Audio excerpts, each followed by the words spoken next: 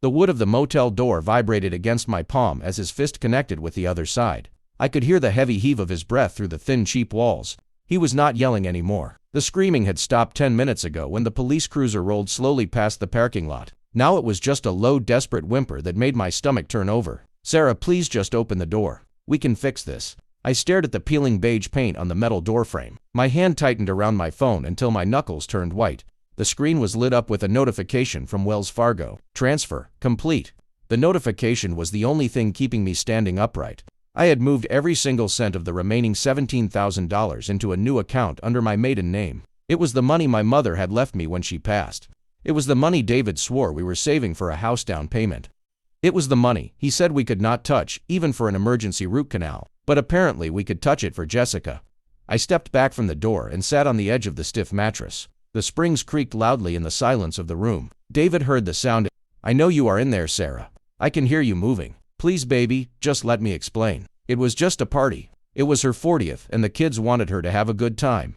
I did not want to be the bad guy." I closed my eyes and let the rage wash over me like a cold wave. He did not want to be the bad guy to her, but he had no problem being the villain in my story. I opened the banking app again just to look at the transaction history. It was like staring at a car crash. Yesterday morning I had logged in to pay the electric bill. I remember the confusion first. The balance should have been $22,000. Instead it read $17,000. $5,000 gone in a single swipe.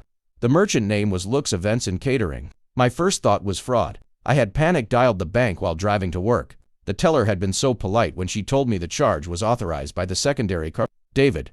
I had pulled over into a gas station parking lot because my hands were shaking too hard to steer. I called him 7 times. He sent me to voicemail every single time. Then I saw the notification on Instagram. It was not even David who posted it. It was Jessica, his ex-wife, the woman who made my life hell for the first 3 years of our marriage. There she was in a gold sequined dress holding a glass of champagne, standing under an arch of white roses that must have cost more than my first car. The caption read, "Thank you to my amazing co-parent for making this milestone so special. Best 40th birthday ever." I scrolled through the carousel of photos. There was a live band. There was a 3-tier custom cake with gold leaf. There was an open bar with top-shelf liquor. And there was David, smiling in the background holding their daughter, looking like the proud provider he always wanted to be. He looked happy. He looked rich. He looked like a man who had not just stolen $5,000 from his wife to impress the woman he divorced 6 years ago. Outside the door David knocked again, but softer this time. "Sarah, I know you saw the pictures. Jessica should not have posted those. She promised me she would keep it low-key." I let out a dry, humorless laugh that scraped my throat. Low-key. $5,000 was not low-key. $5,000 was our trip to Italy. The trip I had been planning since we got married. The trip he canceled 3 times because we needed to be responsible. "We could not afford it, Sarah. We need to fix the roof. We need to save for the kids' college fund. We need to be smart with our money." I had believed him every single time. I had canceled the flights. I had returned the luggage I bought. I had eaten ramen and worked overtime and skipped getting my hair done for 2 years. I sacrificed everything to build that savings account. And he blew a quarter of it in 4 hours so Jessica could feel special. I stood up and walked to the window, peeking through the curtains. His car was parked haphazardly across 2 spaces. The engine was still running. He looked disheveled. His tie was loose and his hair was a mess. Good. I hope he was suffering. I hope the panic was eating him alive. I hope he was thinking about how he was going to pay the mortgage next month without my income. Because I was done. I walked into the bathroom and splashed cold water on my face. The mirror showed a woman I barely recognized. Pale skin, dark circles under the eyes, lips pressed into a thin line of absolute finality. I was not sad. I was past sad. I was in the cold clinical phase of anger where everything is clear. I pulled my phone out and dialed the landlord of our apartment complex. It went to voicemail. "Hi Mark, this is Sarah from Unit 4B. I am calling to let you know I will not be renewing the lease. And I need my name taken off the current lease immediately due to domestic financial abuse." I did not care if that was the correct legal term.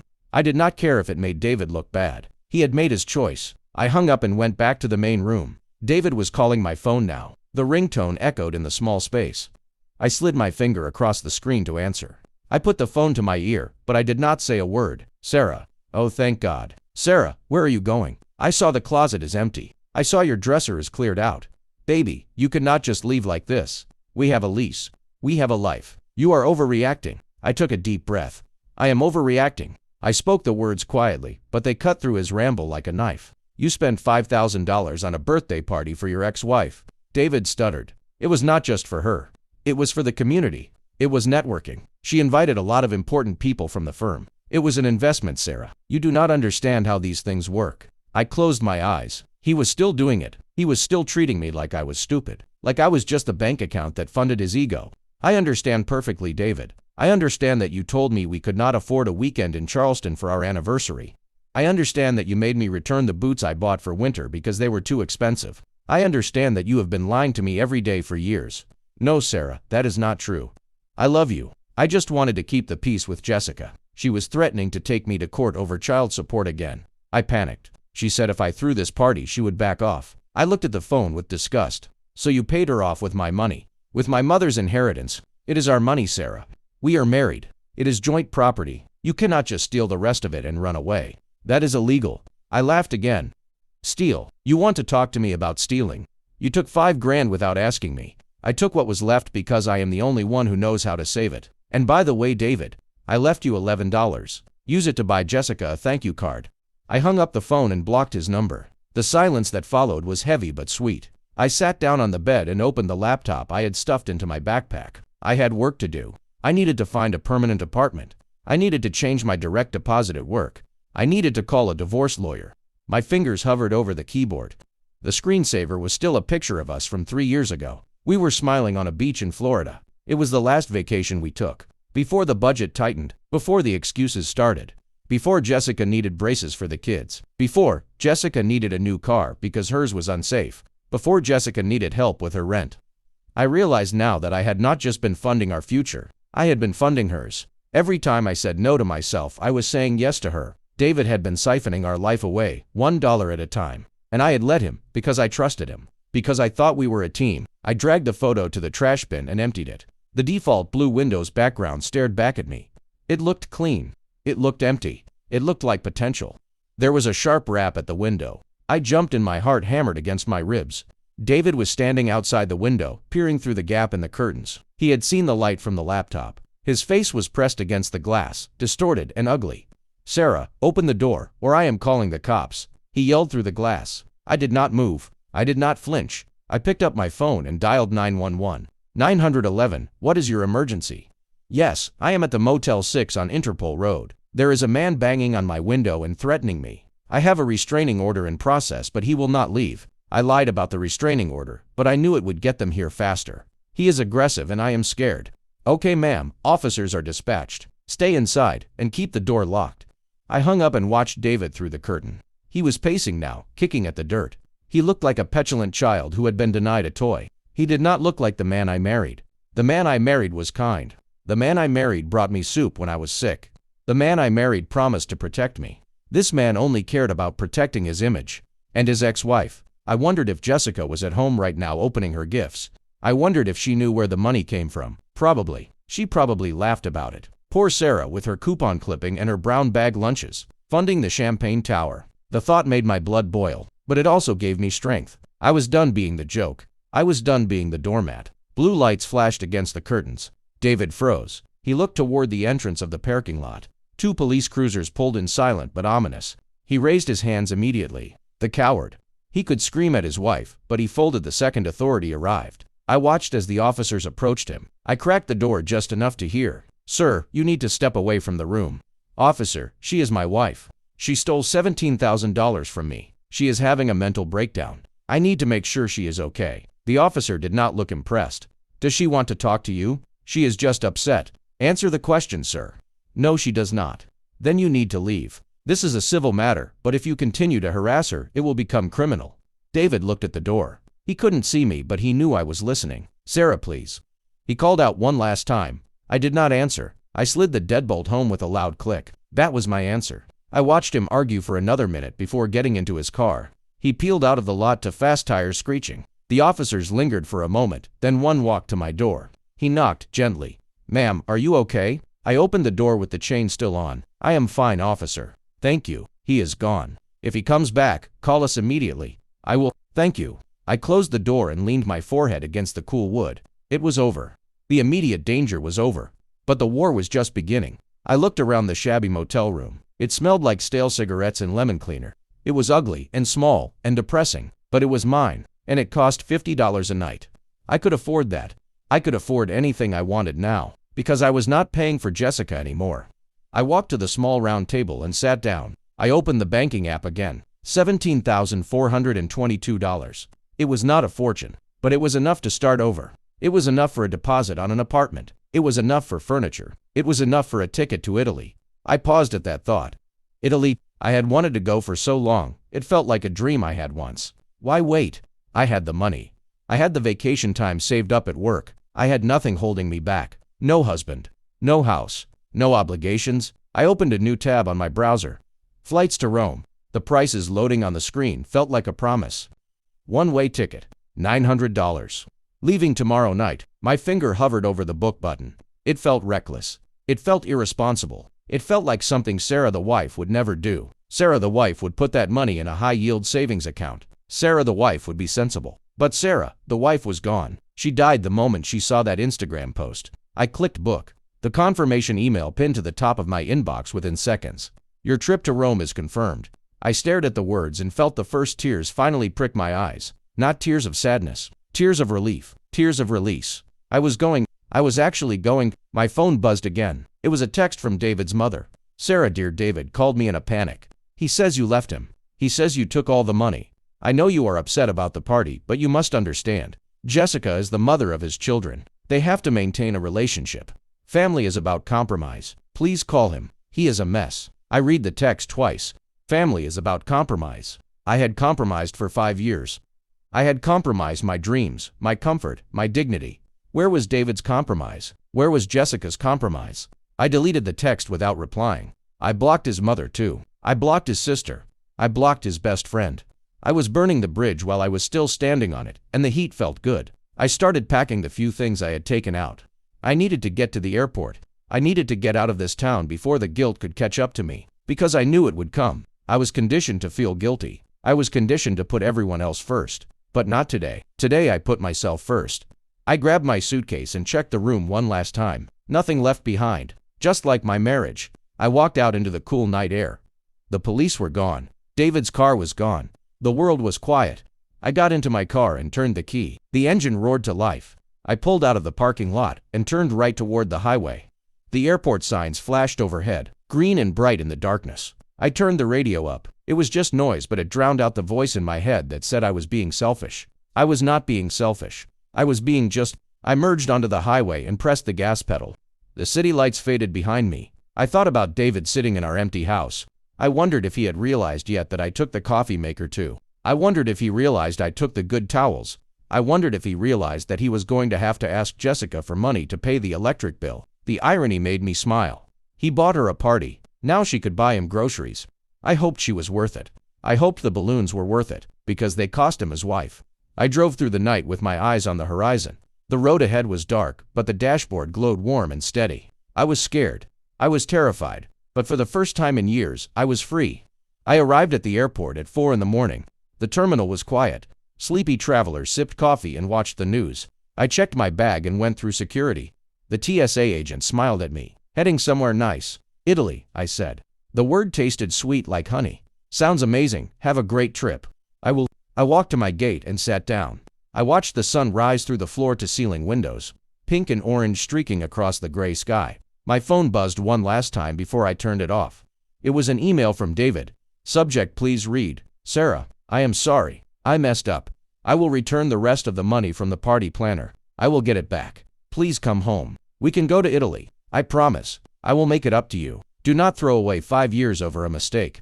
I love you. David. I read it without emotion. He was not sorry he did it. He was sorry he got caught. He was sorry I had a backbone. He was sorry his ATM walked out the door.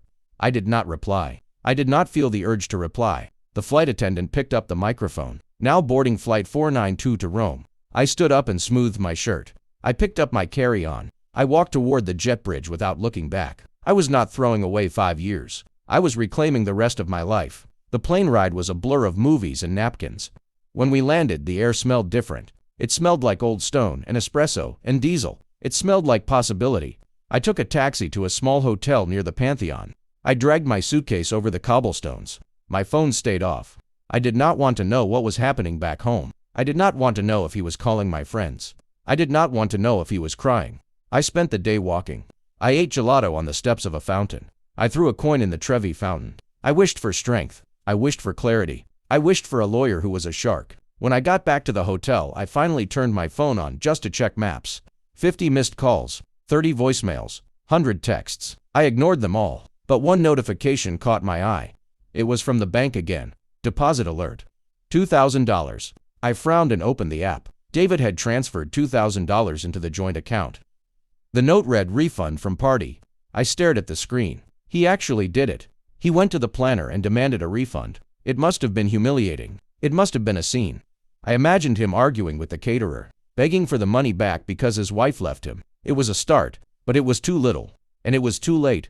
$2,000 did not fix the betrayal. $2,000 did not erase the lie. $2,000 did not buy back the trust. I transferred the $2,000 into my personal account immediately. He could keep trying. He could refund the whole party. It would not matter. I was not going back. I sat on the balcony of the hotel room and watched the Roman street below. Couples walked hand in hand. Tourists laughed. Life went on. I sipped a glass of red wine that cost €4. It tasted better than the champagne at Jessica's party. I was sure of it.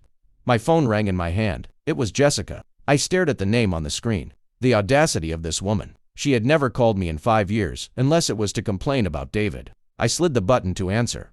I wanted to hear what she had to say. Sarah. Her voice was high and tight. Sarah, is it true? Did you really leave him? Yes. Oh my God. Sarah, you can't do this. He is falling apart. He came to my house crying. He ruined the brunch I had planned for today. He is a mess. I took a sip of wine. That sounds like a David problem, not a Sarah problem. How can you be so cold? He spent that money because he loves his kids and he wants them to be happy. He did not mean to hurt you. He spent my money, Jessica. He spent the money we saved for a house. He spent the money for my vacation. On your party, well, maybe if you were more supportive, he would not have to hide things from you. The rage flared up again, hot and bright. Supportive. I have supported him for 5 years. I paid his student loans. I paid for your daughter's braces because you said you were broke. I paid for the groceries while he saved his check for the family fund. The family fund that bought your champagne. Do not talk to me about support. Jessica was silent for a moment. Look, I did not know it was your money. He said he got a bonus. Of course he did. He lied to you too. Imagine that. Sarah, please. He is calling me every 5 minutes. I cannot deal with him. He is your husband. Not anymore. He is all yours, Jessica. You can have him back. You can have the lies. You can have the financial instability. You can have the manipulative mother-in-law. I am done. I gift him to you. Consider it a belated birthday present. I hung up before she could respond. My hands were shaking again, but I felt lighter. I had said it out loud. I was done. I was not going back. The next morning I woke up to the sound of church bells. I felt rested for the first time in years. I went down to breakfast and ate pastries until I was full. I checked my email. There was a message from my boss. Sarah, I heard what happened from Brenda. Take as much time as you need. Your job is here when you get back. We support you. I smiled. Brenda was my work best friend. She must have spread the news. I was grateful. I did not have to explain it myself. I spent the next week living a life I thought I had lost. I visited museums. I ate pasta. I drank wine. I flirted with a waiter who did not speak English. I forgot about David for hours at a time, but reality has a way of creeping back in. On the 7th day, I got an email from the landlord. Mark. Sarah. David is trying to break the lease. He says he cannot afford the rent alone. He wants to know if you will pay half until the lease ends in 3 months. I need to know what is going on. If rent is not paid by the 1st, I will have to start eviction proceedings. I sighed. Of course he could not pay the rent. He never could. I was the one who made the budget work. I replied to Mark. Mark. I have moved out due to financial infidelity. I am not paying rent for an apartment I do not live in. Please take my name off the lease as requested before. Here is the contact info for my lawyer. I did not have a lawyer yet, but I would find one today. I Googled international divorce lawyers. It seemed complicated. I decided to wait until I was back in the States. But I was not ready to go back yet.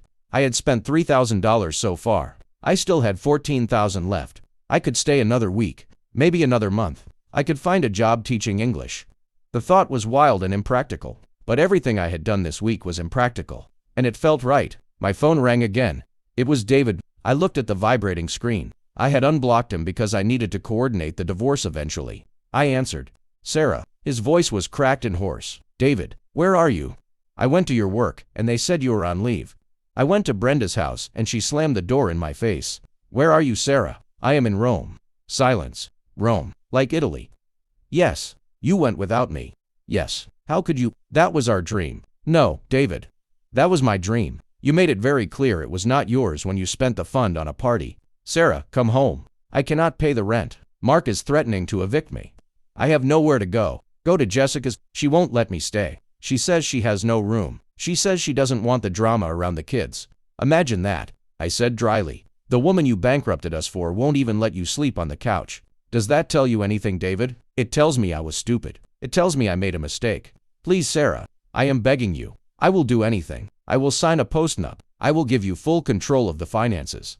I will never speak to Jessica again unless it is about the kids. I just need you. I need my wife. I listened to him cry. It was a sound I used to rush to comfort. Now it just sounded pathetic. I need you to listen to me, David. I am not coming home. I am not paying the rent. I am not fixing this. You broke it. You fix it. Or don't. I don't care. But Sarah. Goodbye, David. I hung up and turned the phone off again. I sat back in the cafe chair and watched the pigeons peck at crumbs. I felt a pang of guilt. He was going to be evicted. He was going to ruin his credit. He was going to lose everything. But then I remembered the balloons. I remembered the champagne. I remembered the look on his face in the photo. He had made his choice. I took a bite of my cannoli. It was sweet and creamy and perfect. I was alone in a foreign country. I had no home to go back to. My marriage was over. My future was uncertain. But as I watched the sun set over the eternal city, I realized something important. I was not the one who lost everything. David was. I still had my dignity. I still had my savings. And I finally had my dream. I called the waiter over. Un altro vino per favor. Another wine, please. He smiled and poured it. I raised the glass to the empty chair opposite me. To Jessica, I whispered, "Thank you for the party. It was the best gift you could have given me. It gave me the courage to leave." I drank the wine and watched the lights of Rome flicker on one by one. I was ready for whatever came next, because the worst part was already over. The worst part was living a lie, and now the truth was all I had, and it was enough.